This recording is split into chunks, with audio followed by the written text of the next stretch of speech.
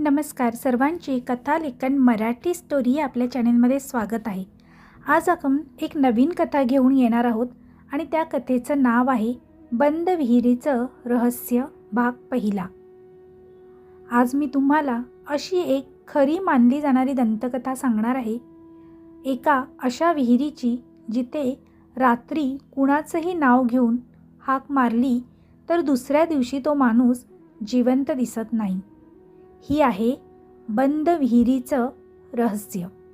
चला तर मग वळूया कथेकडे। आणि याआधी जर तुम्ही आपल्या चॅनेलला सबस्क्राईब नसेल केलं तर अशाच कथा पाहण्यासाठी नक्की चॅनेलला सबस्क्राईब करून घ्या। बंद विहिरीचं रहस्य भाग पहिला। पश्चिम महाराष्ट्रातील डोंगर रांगांच्या मध्ये वसलेलं एक छोटंसं गाव होतं, देवगाव। दिवसा हे गाव अगदी शांत, सुंदर आणि हिरवगार दिसायचं। सकाळी पक्ष्यांचा किलबिलाट, शेतात काम करणारे शेतकरी, मंदिरातील घंटानाद सगळं अगदी सामान्य होतं। पण सूर्य मावळायला लागला की गावाचं रूप पूर्ण बदलून जायचं।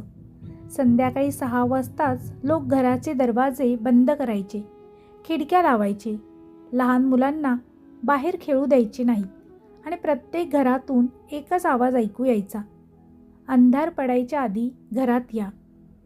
कारण गावाच्या पश्चिमेला दाट वड पिंपळाच्या झाडांमध्ये एक जुनी विहीर होती। लोक तिला काळी विहीर म्हणायचे। ती विहीर अनेक वर्षांपासून बंद होती। तिच्यावर जाड लोखंडी जाळी बसवलेली होती, भोवती दगडी भिंत बांधलेली होती आणि त्या भिंतीवर लाल रंगाने मोठ्या अक्षरात लिहिलेलं होतं, सूर्यास्तानंतर येथे येऊ नका। पण कुणीही त्या फलकाचं कारण सांगायला तयार नसायचं। फक्त एवढंच म्हणायचं, तिथे जे आहे ते माणूस नाही। गावात एक 75 वर्षांचे आजोबा राहत होते। त्यांचं नाव होतं गणपत काका। गावातल्या प्रत्येक गोष्टीचा इतिहास त्यांना माहीत होता। एक दिवस गावातला 27 वर्षांचा तरुण अभिजित शहरातून कायमचा गावात राहायला आला। अभिजित शिक्षित होता। त्याचं भूतप्रेतांवर अजिबात विश्वास नव्हता। तो नेहमी म्हणायचा, जगात भूत नसतं, फक्त लोकांची भीती असते। हे ऐकून गणपत काका हसले। बाळा, काही गोष्टी पुस्तकात नसतात, त्या फक्त अनुभवाव्या लागतात। अभिजितही हसला। काका, मला दाखवा ना एक भूत। गणपत काकांच्या चेहऱ्यावर हसू अचानक गायब झालं। ते काही क्षण शांत राहिले आणि मग मंद आवाजात म्हणाले, तू स्वतःहून त्या विहिरीजवळ जाऊ नकोस। अभिजितने विचारलं, का? काका त्याच्या डोळ्यात पाहत म्हणाले, कारण ती विहीर माणसाला बोलावते। हे ऐकताच आजूबाजूला बसलेले गावकरी घाबरले। एकाने लगेच विषय बदलला, दुसरा तिथून उठून निघून गेला, जणू त्या विहिरीचं नाव काढणं सुद्धा अशुभ होतं। त्या रात्री अभिजित घराच्या गच्चीवर उभा होता। दूरवर डोंगरामागे चंद्र उगवत होता। अचानक त्याला वाऱ्यावरून एक आवाज ऐकू आला, अतिशय मंद, जणू एखादी छोटी मुलगी रडत होती। आई! अभिजितने आजूबाजूला पाहिलं, कुणीच नव्हतं। त्याने स्वतःला समजावलं, वाऱ्याचा आवाज असेल। पण पुन्हा तोच आवाज पुन्हा आला, यावेळी अधिक स्पष्ट, आई, मला बाहेर काढ। अभिजितच्या अंगावर काटा आला। तो आवाज गावाच्या पश्चिमेकडून त्या बंद विहिरीच्या दिशेने येत होता। रात्रीची वेळ। अभिजित गच्चीवर थिजून उभा होता। तो आवाज पुन्हा आला, आई, मला बाहेर काढ। क्षणभर त्याच्या मनात विचार आला, खरंच कुणीतरी अडकलं असेल का? पण लगेच त्याने स्वतःला सावरलं, नाही, ही माझी कल्पना आहे। तो खाली झोपायला गेला, पण त्या रात्री त्याला झोप लागली नाही। डोळे मिटले की त्याला तीच विहीर दिसत होती आणि विहिरीच्या काळोखातून 2 लाल डोळे त्याच्याकडे पाहत होते। दुसऱ्या दिवशी सकाळी तो गावात फिरायला निघाला। सगळे नेहमीप्रमाणे कामात व्यस्त होते, जणू काल रात्री काहीच घडलं नव्हतं। चहाच्या टपरीवर त्याचे मित्र भेटले, सागर, निलेश आणि करण। गप्पा सुरू असतानाच अभिजितने सहज विचारलं, ती विहीर बंद नेमकी का बंद केली? क्षणात तिघेही शांत झाले। सागरने हळू आवाजात विचारलं, काल रात्री तुला काही ऐकू आलं का? अभिजित थोडा दचकला, का? निलेश म्हणाला, कारण जो पहिल्यांदा तो आवाज ऐकतो त्याला विहीर पुन्हा पुन्हा बोलावते. अभिजित मोठ्याने हसू लागला. तुम्ही अजूनही या गोष्टींवर विश्वास ठेवता? करण म्हणाला, विश्वास ठेवत नव्हतो, पण माझा मामा तिथे गेला होता. तो दुसऱ्या दिवशी सापडला, पण त्याला काहीच आठवत नव्हतं. अभिजित पुन्हा हसला. योगायोग असेल. सायंकाळी गावाच्या मंदिरात आरती सुरू होती. गणपत काका अभिजितला पुन्हा भेटले. ते म्हणाले, तू काल रात्री तो आवाज ऐकला आहेस? अभिजित आश्चर्याने म्हणाला, तुम्हाला कसं कळलं? काका त्याच्या डोळ्यात पाहत म्हणाले, कारण तुझे डोळे सांगत आहेत. ती विहीर तुला ओळखू लागली आहे. अभिजितच्या चेहऱ्यावरचं हसू पहिल्यांदाच गायब झालं. त्या रात्री 12:05 झाली होती.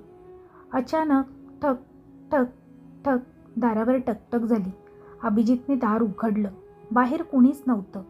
फक्त जमिनीवर ओल्या मातीचे लहान लहान पावलांचे ठसे होते. ते ठसे घरात येण्याऐवजी सरळ रस्त्याकडे जात होते. अभिजितच्या मनात कुतूहल जागं झालं. त्याने टॉर्च घेतली आणि त्या पावलांच्या मागे तो चालू लागला. गाव झोपलं होतं. फक्त कुत्र्यांच्या भुंकण्याचा आवाज येत होता. पावलं त्याला गावाबाहेर घेऊन गेली आणि काही मिनिटांनी तो त्या बंद विहिरीसमोर उभा होता. लोखंडी जाळीवर चंद्रप्रकाश पडला होता. वाऱ्याने वडाच्या झाडाची फांदी हलत होती. अचानक जाळीच्या आतून एका छोट्या मुलीचा हात बाहेर आला आणि हळू आवाज आला, तू आलास? मला माहीत होतं. अभिजितच्या हातातून टॉर्च खाली पडली आणि त्या क्षणी विहिरीच्या आतून शेकडो लोक एकाच वेळी हसायला लागले. विहिरीच्या आतून आलेल्या ते शेकडो हसण्याच्या आवाजाने अभिजितचे पाय जागच्या जागी थिजले. त्याने थरथरत्या हाताने टॉर्च पुन्हा उचलली आणि जाळीकडे प्रकाश टाकला.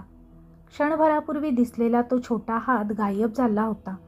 हा भास असेल, तो स्वतःशीच पुटपुटला. इतक्यात धाड लोखंडी जाळी जोरात हादरली. जणू आतून कोणीतरी पूर्ण ताकदीने ती उघडण्याचा प्रयत्न करत होतं. अभिजित घाबरून 2 पावलं मागे सरकला. अचानक त्याच्या मागून एक वृद्ध आवाज आला, पळ इथून, लगेच पळ. तो दचकून मागे वळला. गणपत काका हातात कंदील घेऊन उभे होते. काका, तुम्ही इथे? तुला सांगितलं होतं ना, ही विहीर माणसाला बोलावते. काकांनी त्याचा हात धरला आणि दोघे गावाकडे धावू लागले. मागून पुन्हा तोच आवाज आला, अभिजित जाऊ नकोस. आवाज इतका ओळखीचा होता की अभिजित थांबला. तो आवाज त्याच्या दिवंगत आईचा होता. त्याच्या डोळ्यात पाणी आलं. आई? तो पुन्हा विहिरीकडे वळू लागला. गणपत काकांनी जोरात त्याला ओढलं. नको, ती तुझी आई नाहीये. दोघे कसेबसे गावात पोहोचले. घरी आल्यावर अभिजितला झोप लागली नाही. रात्रभर त्याच्या कानात एकच वाक्य घुमत राहिलं, मला बाहेर काढ. पहाटे त्याने आरशात स्वतःकडे पाहिलं आणि त्याच्या मानेवर एक छोट्या हाताच्या 5 बोटांचे काळे ठसे दिसले. तो घाबरून मागे सरकला. तेवढ्यात दारावर टकटक झाली. गणपत काका उभे होते. त्यांच्या चेहऱ्यावर भीती स्पष्ट दिसत होती. ते म्हणाले, वेळ खूप कमी आहे. आज रात्री अमावस्या आहे. आजपर्यंत ज्याच्या मानेवर असे ठसे उमटले तो दुसऱ्या सूर्योदयापर्यंत कधीच वाचला नाही. अभिजितचा घसा कोरडा पडला. म्हणजे मी मरणार? गणपत काकांनी गंभीर आवाजात उत्तर दिलं, जर तुला वाचायचं असेल तर त्या विहिरीत 50 वर्षापूर्वी नेमकं काय घडलं होतं हे आजच शोधावं लागेल. तेवढ्यात गावाच्या दिशेने एक बाई किंचाळली. दोघे धावत तिकडे गेले. सगळे गावकरी एका घरासमोर जमले होते. सागर थरथरत उभा होता. तो फक्त एकच वाक्य बोलत होता, काल रात्री मीही त्या विहिरीजवळ गेलो होतो. आणि त्याने मान वर केली. त्याच्या मानेवरही त्याच 5 काळ्या बोटांचे ठसे होते जे अभिजितच्याही मानेवर होते. पुढे काय होणार आहे हे पाहण्यासाठी भाग 2 लवकरच तुमच्या भेटीस येणार आहे. हा शेवट पुढचा भाग पाहण्याची तीव्र उत्सुकता निर्माण करतोय की नाही? पुढे विहिरीचा 50 वर्षाचा इतिहास उलगडत जाणार आहे. तर भाग 2 पाहायला विसरू नका. आणि भाग पहिला आवडला असेल तर तुमच्या मित्रपरिवारासोबत शेअर करायला विसरू नका. कमेंटद्वारे नक्की कमेंट करा की कथा तुम्हाला कशी वाटते. त्याचप्रमाणे जर व्हिडिओ आवडला असेल तर व्हिडिओला लाईक आणि शेअर करा. आमचा कथालेखन मराठी स्टोरी हा चॅनल आवडत असेल तर चॅनेलला सबस्क्राईब करायला विसरू नका. पुन्हा भेटूया पुढचा भाग घेऊन. तोपर्यंत सर्वांना धन्यवाद. Bye bye.